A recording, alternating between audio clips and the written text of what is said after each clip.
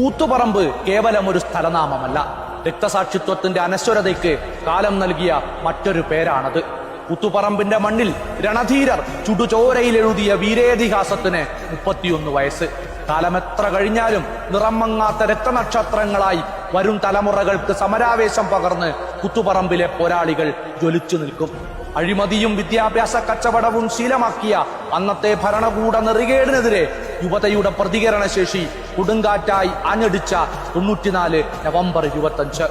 നിരായുധരായ സമരസഖാക്കൾക്ക് നേരെ നേർക്കുനേർ പോലീസ് വെടിയുതിർത്തപ്പോൾ അയ്യോ എന്ന് വിളിക്കാതെ, അമ്മയെന്ന് വിളിക്കാതെ, ഇൻകുലാബ് വിളിച്ച സമര പോരാളികളെ ഓർമ്മിക്കാതെ പിന്നീടൊരു നവംബർ 25 ഈ കേരളത്തിൽ കടന്നുപോയിട്ടില്ല.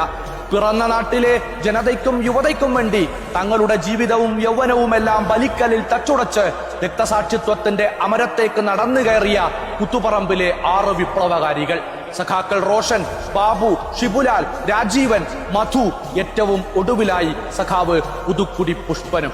നേരിന്റെ പോർനിലങ്ങളിൽ നെഞ്ചുവിരിച്ച് ചോര ചീന്തി ചരിത്രത്തിൽ രക്തനക്ഷത്രങ്ങളായി കുഴിമാടങ്ങളിൽ കനലായി ജ്വലിക്കുന്നവർ കൂത്തുപറമ്പിലെ പോരാളികൾ.